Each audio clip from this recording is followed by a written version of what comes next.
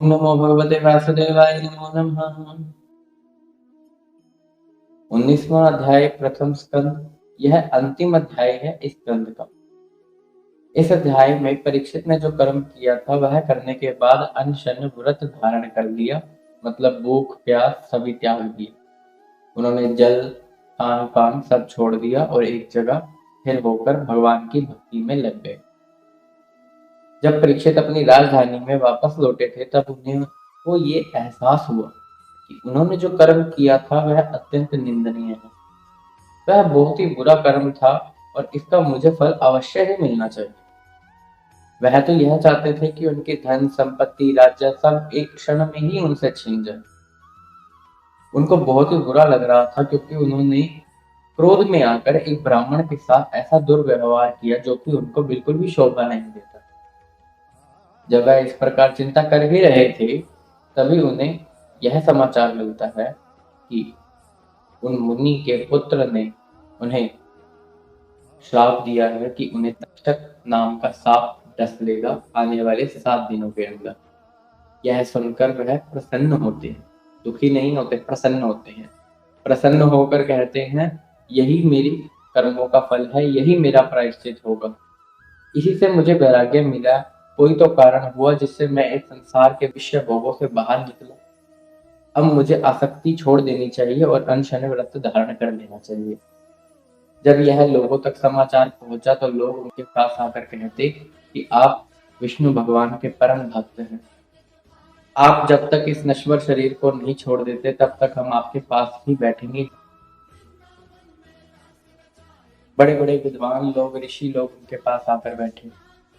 उसी समय व्यास नंदन सुखदेव जी महाराज वहां पर प्रकट होते हैं। उस समय उनकी आयु 16 वर्ष की है। उनका रूप अति सुंदर है। उनकी भुजाएं, उनके कमल नेत्र, वह सब बहुत ही शोभा दे रहे हैं। वह अति सुंदर दिख रहे हैं। उनकी वाणी इतनी सुंदर है। उनका गला तो मानो शंख के समान ही प्रतीत हो रहा है। जब वह वहां पर आते हैं तो परीक्षित और अन्य जो भी लोग होते हैं उन्हें प्रणाम करते हैं। वह अपना आसन छोड़कर वहां से उठते हैं और उन्हें आसन देकर उनकी आरती और पूजा उतारते हैं। फिर परीक्षित उनसे कहते हैं कि आप जो योगी हैं, आपके दर्शन अत्यंत दुर्लभ है। इस संसार के मनुष्य को आपके दर्शन होना असंभव है, क्योंकि आप जो योगी हैं, आप बहुत ही बड़े भक्त हैं भगवान विष्णु के। यह सब कहते हुए परीक्षित उनकी सराहना करते हैं। वह उनसे कुछ प्रश्न पूछते हैं सुखदेव जी महाराज से। वह उन्हें कहते हैं कि कृपया करके आप मुझे यह बतलाइए कि हमें किनका जप करना चाहिए, हमें किनका श्रवण करना चाहिए, हमें किन्हें त्याग देना चाहिए, हमें किनकी आरती पूजा और आराधना करनी चाहिए और किनकी नहीं करनी चाहिए। मतलब ये सब वर्णन वह सुनना चाहते हैं सुखदेव जी महाराज से। फिर वह पूछते हैं कि इंसान जो है उसको सदा सर्वदा क्या करना चाहिए, यानी हमेशा क्या करना चाहिए।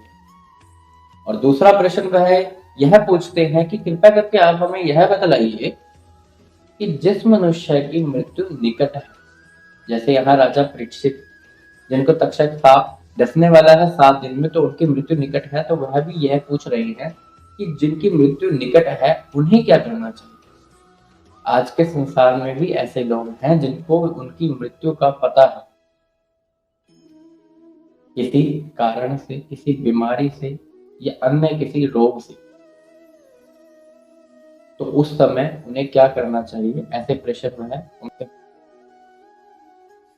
इसके आने वाले अध्याय में सुखदेव जी इन प्रश्नों का उत्तर देते हैं।